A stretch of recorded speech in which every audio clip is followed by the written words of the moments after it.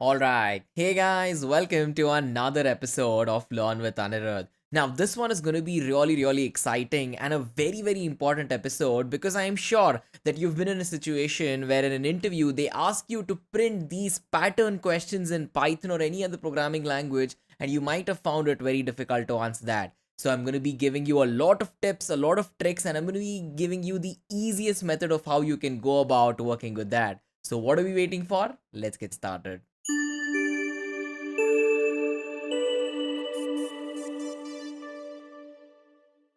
Right, guys. Now let's take a look at the agenda for this particular episode. So, what are we learning on this one? First of all, I want you guys to understand why is it really important for you guys to learn these pattern printing programs, and also for employers. If you have ever had a chance to take a look at any, participated in any of these technical interview rounds or coding rounds, these questions are always there. So, why is it so important for you as a learner and for that person or that company who is looking to hire you as well? And after that, we're going to be simplifying on how you can not just approach the patterns that we're going to be discussing in this video, but any single pattern that's out there, any pattern that you want to print, you can go about doing it. As always, here at Learn with Anirudh, we are going to simplify it down to the absolute basics. And I bet by the end of this episode, you can print any pattern out there and you really don't have to put much effort on that. The third thing, now this is the really important thing that you're going to be learning on this episode, is to have a trick. I'm going to be teaching you guys one simple trick of how you can understand any pattern program out there, be it numbers, be it stars, any pattern program that you can think of, or your employer or the person that you're interviewing for can think of. You can use this trick and you can eventually figure out how all of this works, and understand your way of understanding pattern programs itself is going to change. I promise you that. Now, after this, we're going to also use these tricks that we actually learn in this particular episode to apply on some really important top interview star patterns out there. Now, if you've been observing yourself, a lot of these companies have started asking these star pattern questions again. There was a time when people weren't asking this, and now it's back. And we're going to be discussing some top 4 or 5 of these interview star patterns, which are really common. And this is something that you should know about. And guys, the biggest thing is, the goal here is to make sure that you guys are not mugging up any of these programs. And I promise you, by the end of this episode, if you watch this through and through, and if you use the trick that we're going to be discussing, you don't have to mug up any pattern program ever again. I promise you that. And the best part is, if you're not mugging things up, you'll find a way. You'll find a way to connect with the program. You'll find a way to connect with the logic and make sure that you fall in love with programming itself. So, ladies and gentlemen, if you haven't had a chance to subscribe to the channel yet, do take a second to hit that subscribe button, because with your subscription, with your support, I'll be able to help a lot more of you guys out there. Right? So, what are we waiting for? Let's dive right into the first item of the agenda, which is why pattern printing. Now, the first reason of why pattern printing is really important for you and the company that you're interviewing for is that it'll showcase your ability to think creatively. How creative are you with your logic building skills? And more importantly, how can you go about enhancing your thought to code process? Now, what is thought to code process? Thought to code process is very simple. You think about something, you can go about using your logic, and you can take your thoughts and make it into code. In this particular case, you might be thinking of a concept called as flow logic. Flow logic is basically not just writing stars on your paper, it is to understand how Python would go about doing it, or understand how any programming language would go about doing it, and eventually you replicating it with your own code. This is the skill that employers are really looking for, about how you can take something that's on paper, convert it into code, and make sure that you can think creatively, think out of the box, and you understand the entire concept of looping statements and a lot more in the Python programming language. So this is a very important reason. And of course, the biggest reason why all of you or most of you might be here is to help you clear high paying job interviews. Right now, most of these high paying job interviews, as I just told you at the start of this episode, are again back at asking these star pattern questions, number pattern questions. So you have to make sure that you are clear with this, because sometimes if you cannot go about printing something as simple as a star pattern, there's a good chance they are going to reject your application because you don't know how to do about it. But don't worry, there's nothing to worry about. As I told you, if you follow through this episode from the start to the end, I promise you can print any pattern you want and clear most of these high paying job interviews that are asking these particular questions. So, alright, let's dive right into the concept now. We're talking about simplifying pattern printing. Now, you might have watched these on most of the other channels out there. A lot of them are doing really good jobs about explaining how it works, but I found a nice way that I think you can find a bit of connection with. Take a look at this pattern on your screen right now. This is a very simple pattern. It's called as a half triangle pyramid or a half pyramid star pattern, right? It's very simple. Now, when you take a look at it, what is the first thing that you see? If you're trying to build the logic, what is the first thing that you observe? There are multiple lines of stars, and with each of these lines of stars, with the line number, the star number matches. For example, look at line number 1. In line number 1, there is 1 star. Line number 2 has 2 stars. Line 3, 3 stars. 4, 4 stars. Line number 5, 5 stars. And you can still go on to almost a very large value. If you want 256 lines of stars, where you want 256 lines of stars on the 256th line of code, you can go about doing it. There is no end to this pattern. But in all of these patterns, if you have to get Python loops to work, you have to understand this. You have to figure out what you have to get the program to do and eventually find the simplest way to go about doing it. Now, let me help you understand how Python actually processes this for you. At the first line, it would print 1 star for you. And in the second iteration, it's going to go to the next line, print another star. And after this, we are not done with this, right? This is not the valid pattern we're looking for. So in the second line, how many stars do we want? We want 2 stars. Okay, so in the second line, we have 2 stars. Similarly, in the third line, is this a valid pattern right now? No, we need 3 stars there, right? So it goes on printing 1 star per line until it matches the line number with the star number. Of course, coming to the fourth line, there has to be 4 stars. You know this at this moment. Coming to the fifth line, there has to be 5 stars. So this is exactly how Python prints it out, line by line, step by step, that I showed it to you. But you will still be confused saying, okay, so we know how to write it. Even on the paper, we write it the same way. But what about the logic? How do we get Python to figure this out easily? And how do we understand this? That's the question you're having. And here's the answer to that. Take a look at your screen right now. I have the same star pattern, but right now I've put it in the form of a matrix, or I've put it in the form of rows and columns. As you can see, the first row, first column has the first star, last row, last column has the last star. In this particular case, don't you think there are 5 rows and 5 columns to this particular chart? Now, why is this row and column very important is a question that you might be asking. Look at this. We have 5 rows, and of course, we have 5 columns as well. And there are empty spaces in this particular block too, right? So in the first line, as soon as we print the first star, the next 4 spaces are absolutely empty. We're not printing anything. We're directly switching to the next line. Keep this empty space thing in your mind, because this is going to be very important when we discuss other patterns, and you will see for yourself using the trick how easily it becomes. Now, in terms of Python, to go about working with these, ladies and gentlemen, we need 2 loops in most of these pattern programs. One loop will go about talking about how you can work with all the rows. One loop will talk about working with all of the columns. Now, if you're not very familiar with working with loops, and if you haven't had a chance to work with Python loops, for statement, while statement, or all of that, make sure you take a look at the Python tutorial that you see on your screen right now. On the top right, you have the link, and of course, the link is in the description box as well. In that, I've covered an entire section where we discuss looping constructs in Python. Do take a look at that. And of course, if you already know how to work with for loops in Python, then good, let's resume. As I told you, we require 2 loops. Now, 2 loops in which the first loop will help you move through all the rows. See, from row number 1 to row number 5, just take a look at these first boxes, right? First column and row 1 to 5. To go about moving from the first one until any number of stars you want. In this case, it's 5. Maybe you want 10. To move from first star to the 10th star, we need one loop that will tell Python, hey, you're in line number 1, you're going through line number 2, you're going through line number 3, and sort of that. Python needs a way to understand each line of code and what it should do in each line of code. That's where the second loop comes in. First loop will tell Python of what rows that it has to print, and in each of those rows, how many stars has to be printed is what the second loop or the inner loop will discuss. Once you're in the outer loop, Python will know what line and what star to print there, but how many stars should it print?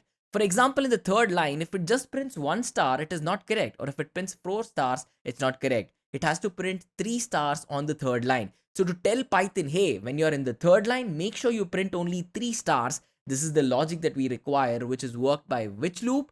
It is worked by the second loop or the inner loop.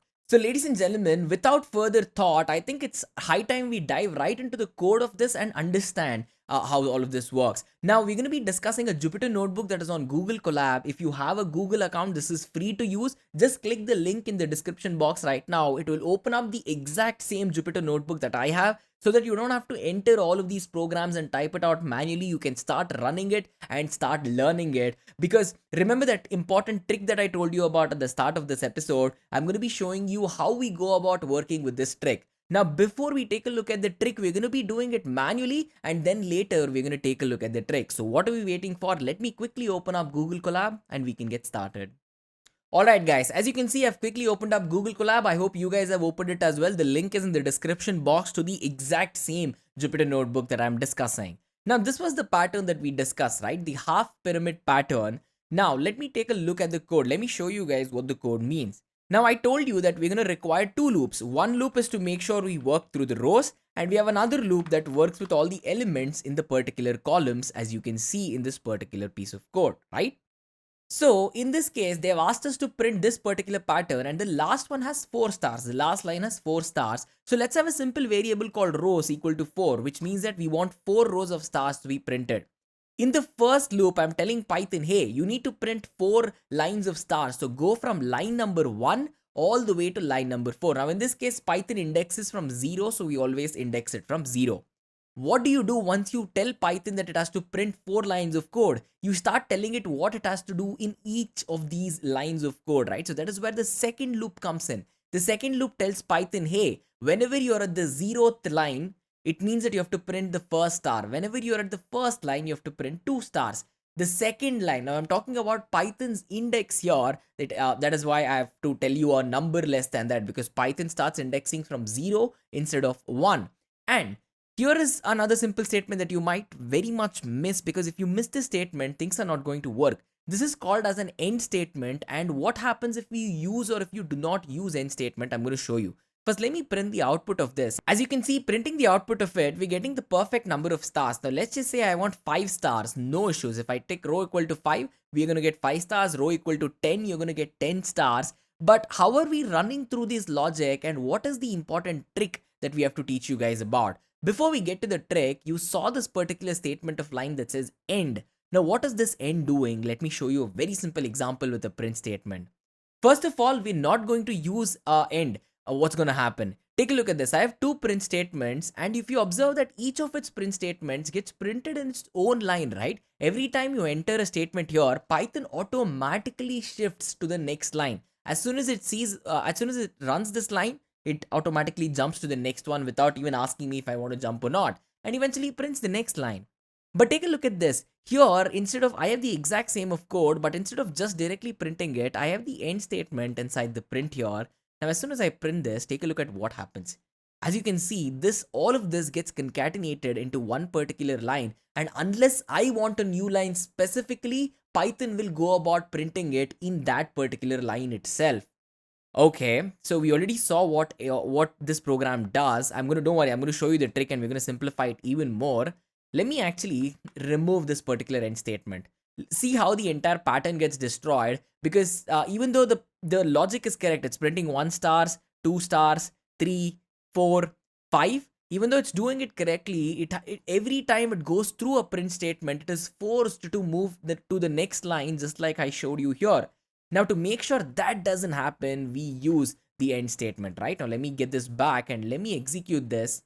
Take a look at that. So Python exactly knows now when to move to the next line instead of just randomly moving to the next line after every single execution of the print statement.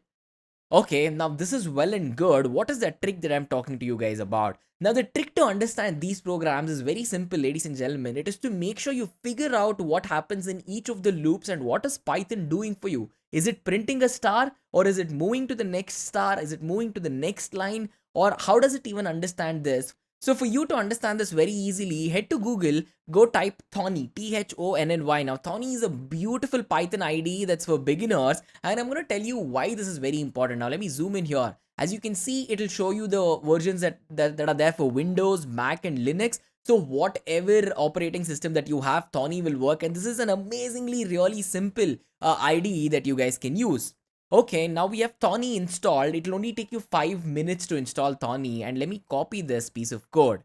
Now let me enter this piece of code in Thorny to show you how easy it is to figure this out. Now let me save this as a half pyramid.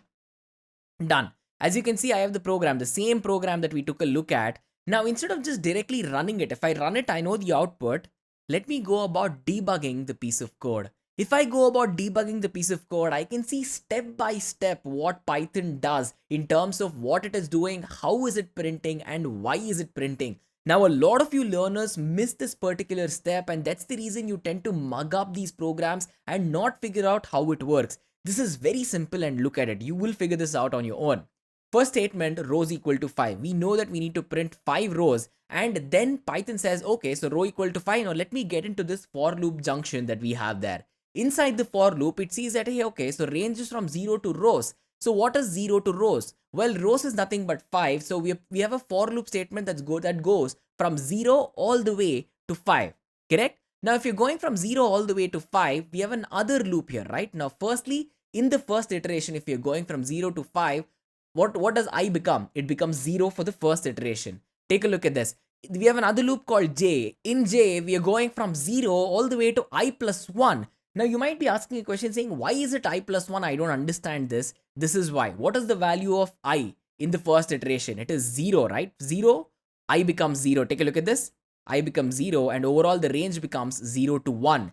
When it becomes 0 to 1, you're telling Python to print the star how many times? You're telling Python to print the star one time. And as soon as it prints the star one time, it'll move to the next particular line. Take a look at the star that got printed here on the bottom left hand side of the screen. You got one star, right? Perfect. Now let's continue what happens to this. Now, as soon as it sees the carriage return, it moves the Python interpreter to the next line on the output side. And eventually we go back all the way to the we go all the way back to the for loop. For loop, first iteration it was 0 and now it is 1. As soon as the range becomes 1, I becomes 1 again, and if I is 1, it means the range becomes 0 to 2. If it is 0 to 2, you're basically telling Python run the loop 2 times, which means print the star 2 times for the second line. Now as soon as I run this piece of code, take a look at what happens here. It just printed it once. But is this enough? No, the loop is still not yet done. We're talking from 0 all the way to 2, so it has to print it one more time, right? So as soon as it prints one more time, take a look at the output on the bottom left. The bottom left has 2 stars right now. So are we done with our pattern? No, rows is equal to 5. We have not completed the outer loop here, right? So we're going to go back again all the way. We're going to go to the next line. We're going to go all the way back to it. I becomes 2 right now. And when I becomes 2, it means that we're going to the third line and the range becomes 0 to 3. 0, 1, 2. 3 stars that I can count in my hand, right? So what do you think is the number of stars that will get printed in the third line? So this J loop will run 3 times to print the star for that particular occasion, right? So as you can see, if I keep running it, now the simple shortcut to run this is the F7 key. So if you keep pressing the F7 key, it'll just take you through line by line exactly what Python does, so you can understand this better. It prints 1 star. It is not going to move to the next line because it has to print the second star. It is going to run this J loop again for the third time. This time J will become 2. And in this case, it will print us another star. Now, after this, take a look at it. We come to the next line where we're printing /r. /r is something called as the carriage return, which tells Python to move forcefully to the next line regardless of whatever it is. Because in this case, we want Python to compulsorily move to the next line, unlike in the end statement that we used. So are we done yet? No, we are not done yet because I is still not equal to rows. I becomes 3, and when I becomes 3, range becomes 0 to 4. If range becomes 0 to 4, it means that we need to print 0, 1, 2, 3. How many stars we need to print? We need to print 4 stars, right? As soon as I keep executing this, take a look at your bottom left of the screen. It keeps printing the 4 stars that we want. So after it prints the 4 stars, it goes to the new line and now it has nothing to do. So as soon as I go about taking a look at it, all the criteria is completely fulfilled here, right? Because we're in the final loop right now. We're going to print 5 stars in the last iteration. Now 2 stars, 3 stars, 4 stars, and 5 stars. As soon as this is done, we are done with the program. You saw that we got the terminal output again here, right? So we got 5 stars printed here. And with this is how you understand Python. You have one loop that will help you move through each of the rows. You have another loop that tells you when you are in that particular row, how many stars should you actually print? How simple is this, ladies and gentlemen? Now you know this, right? 0 to rows and 0 to I plus 1. Why 0 to rows? You know now. Why 0 to I plus 1? You know now. You have to print a star that you already know. And why the end statement? You know this now. And why the carriage return to forcefully move Python to the next line? You know this as well. Now tell me yourself, ladies and gentlemen, isn't this a very easy way to understand it? Debugging every single piece of code. You can write a piece of code. You don't have to copy this piece of code. Try doing it on your own. Try to debug it. Find out what Python is doing in every single step of the code. And once you start debugging, attaching values for I, J, and track what is happening with each variable, you will have the simplest way of working with this, right? Now, let me quickly open up. Open up our Google Colab here. As you can see, let me minimize all of this and let's start discussing the top interview star patterns that I just told you. Now we printed this pyramid, right? 1 to 4. Okay, you can print it in the right angle pyramid that you see, but can you print it inverted? Can you start with 4 or any number of stars on the top and go to 1 at the end? This seems like a very simple yet similar logic there, right? So let me show you the piece of code here. The piece of code is very simple. We're going to start with rows equal to 4 because we have 4 stars here. I equal to, for I in the range of rows plus 1, 0, minus 1. This minus 1 is telling that for every iteration, this for loop will not add. It will not go from 0 to n. It will basically go from n to 0. It is a decreasing loop, not an increasing loop. Similarly, we have another j loop here. Instead of I plus 1, we have I minus 1 because for every time you're crossing another line of code, the number of stars in that particular line will go down. First line has 4 stars, second line has 3, third line has 2, fourth line has 1. So whenever the j loop increases, it understands that, hey, I have to start decreasing the number of stars of how I have to print. You already know what the end statement does and you just have to print another line. Now, instead of just running this and telling you, hey, this works, let's actually go back to Thorny. Let me print this out. Let me quickly save this and let me debug this piece of code for you guys. In debugging, take a look at this. First of all, rows is equal to 4. We already know this. So when we're talking about the loop, what does the range function become? It becomes rows plus 1, which is 4 plus 1, 5. So it says range is 5 to 0 right now and start decreasing every time you run this particular loop. If you have ever had a chance to work with another programming language like C or C++, for I equal to 0, I less than n, I plus plus. So you say I plus plus or I minus minus, right? To either increment it or decrement it by 1. This is the Python's way of saying it. We don't have plus plus minus minus all this complexity. All we do is say minus 1. Python understands that it has to do minus 1 every single loop. Now the range is between 5 to 0 and every time it has to run through this loop, it has to decrease it once. So what is the value of I? I value is at 5 right now. We are coming from 5 to 0, not 0 to 5. Remember this. So if I is equal to 5, then eventually range of j becomes what? It says 0 to I minus 1. In I minus 1, it's 5 minus 1, 4. So j becomes 0 to 4 here. If j becomes 0 to 4, for the first line, how many stars should you print until it moves to the next line? It has to print 4 stars right now. Because why? J is 4 and it keeps on going until the 4 stars are compulsorily printed. Take a look at your bottom left right now. You can see the pattern there. The j loop keeps running until j gets decremented, j gets incremented in this particular case, and it goes from 0 to I minus 1, it goes to 0 to 4. This entire thing becomes 0, right? Now, after you've printed the fourth one, this is the end of the j loop for this iteration. So what should you do after this? Python would have not jumped to the next line yet because we have the end statement here. We are forcing Python to jump to the next line after you print 4 stars there. Take a look at that. Take a look at the output on your left hand side, right? We have another line which got printed. We jump to the next line. We have the first star that gets printed. We keep running the j loop. J becomes 2 right now. And in this particular case, j has 3 stars. Once we hit 3 stars, we execute line number 7, which is telling Python, hey, you're done with that line. Jump to the next one. And as soon as it jumps to the next one, we go back to the I loop. I loop gets incremented by 1. J loop. The I value should be 3 right now. 3 minus 1 is 2. The range of j loop is 0 to 2. And if it is 0 to 2, how many stars should you print? 0, 1.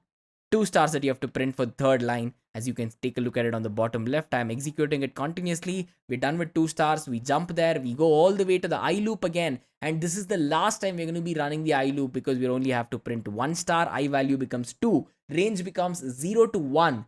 0 to 1 means it has to print only 1 star. And take a look at what happens as soon as we run the print statement there. and run the final output there, right? As you can take a look at it, it is going to run. The range becomes 0. When the range becomes 0 to 0, it means like, hey, you don't run anything, you don't print anything, just directly get out of the j loop and finish your final execution. So ladies and gentlemen, as you can take a look at it, we have 4 inverted stars out there right now. Let me quickly go back to the Python program here and let me run this piece of code to tell you that it works exactly as it is.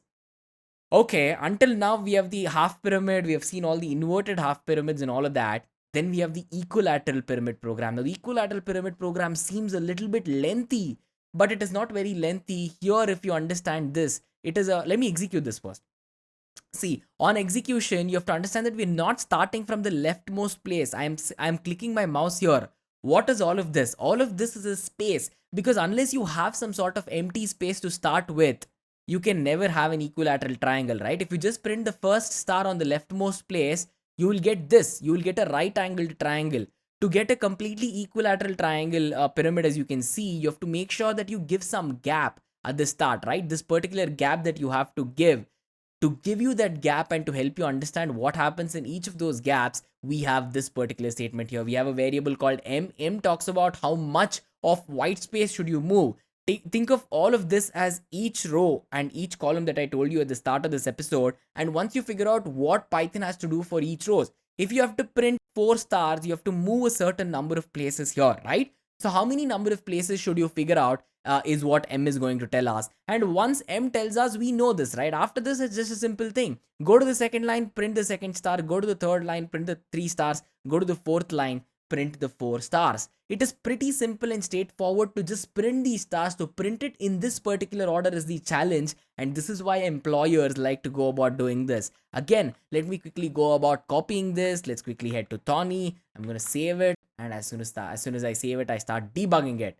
Now, as soon as I start debugging, take a look at it. First of all, size equal to 4, because why? Our equilateral triangle has 4 stars at the end of it. Now, if size is equal to 4, m becomes 2 multiplied with 4, which is what? 8. 8 minus 2 becomes what? It is 6. So, m is equal to 6. Remember this or write this down. M is equal to 6.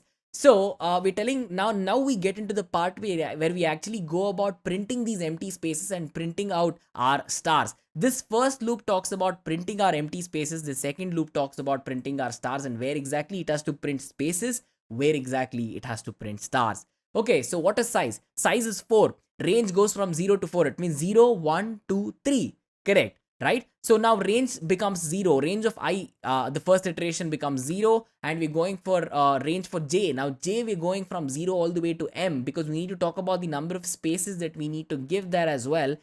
So the range of j becomes 0 to 6. We're telling Python, hey, every time you just move the cursor one more place. In this case, move it 6 particular times, right? Now if I keep running this, as you can see, the same loop gets run, but there is nothing that's being printed on the bottom left. This is me telling Python, hey, every time you run this piece of code, just move the cursor to the next place so that we can have this equilateral pattern. And once it finishes moving all of that, we're going to come to the second j loop. In the second j loop, we're going to say, hey, go from range 0 to I plus 1. Now, what is I in this particular case? I is always 0 because we're running through the entire outer loop again. So if I becomes 0, if we're going from range of 0 to 1. If you're going from range of 0 to 1, what should you do now? The first line has to have how many stars in our equilateral triangle? It has to have 1 star. Take a look at the bottom left part of your screen right now. You have all of these spaces here. You have all of these spaces here that you can see, and after all of your spaces, there is one single star printed, correct? Now, after this, what should you do? It has to go to the second line, run all of this. It simply shouldn't place the second star right at the start of the second line. It has to figure out how many spaces it has to give. And to find out how many spaces it has to give, we have the first I and j iteration. And as soon as I keep executing this, if I keep running through this one after the other, m becomes 5 minus 1, 4, 4 minus 1, 3. It goes all the way until 0, where it understands that the fourth line should start from the leftmost place. See, second line we are done. We got 2 stars. Now I'm printing this again. The third line is also printed. we keep going, we keep going. The fourth line is also printed right now, right? In the fourth line also, there is a small amount of space that Python gives. That is because m doesn't become totally 0. If it totally becomes 0, 2 multiplied by 0 is 0, and it becomes, take a look at this. If m becomes 0, this thing becomes -2. If it becomes -2, there's no place on the left to go. So m always has to be a positive value. That's the reason we just multiply it with the size and we just move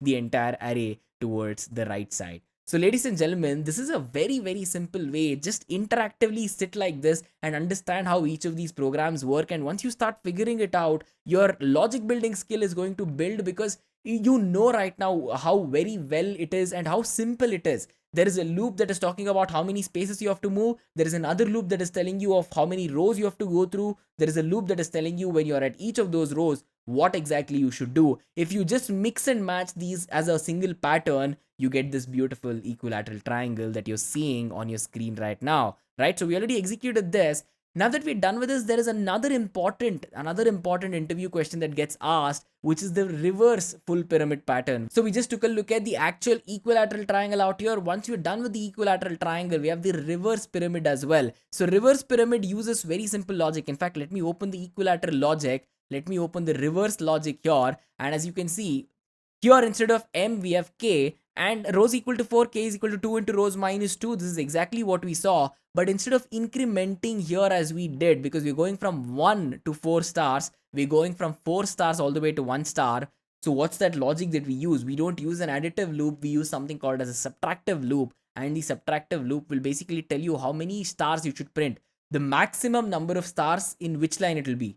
It will be, of course, in the first line rather than the last line, right? So, ladies and gentlemen, this piece of code is again available for all of you all. This thing is exactly the same as what we used last time. Instead of minus here, we had a plus here. So, why minus? Here, as you can see, with every iteration, the number of space it has to give, is it decreasing or is it increasing? It is increasing, right? For every line, your star is moving more to the right because to fit that particular pattern.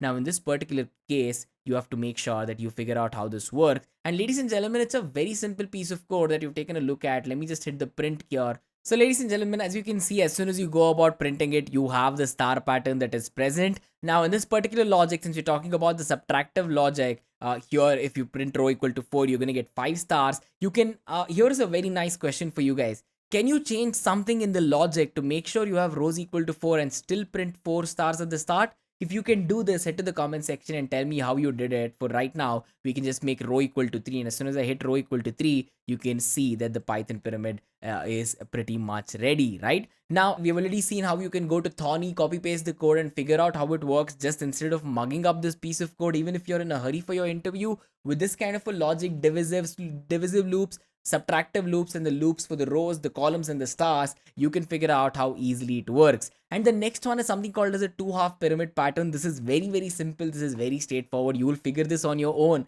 even before I show you the code right now. This one we already know how to do. This one we know how to do. All you have to do is you have to combine both of those into one single logic. First of all, we know that rows is equal to number of 4 because we have 4 increasing rows, 4 decreasing rows. Done. For 0 to rows, 0 to I plus 1, go about printing your stars until here. So this piece of code that you see on your screen is everything to do with this particular piece of the star program. And in the next one, what are we doing? We need a subtractive loop. In the subtractive loop, what should you do? It has to basically go from 4 to 1 stars instead of 1 to 4 stars.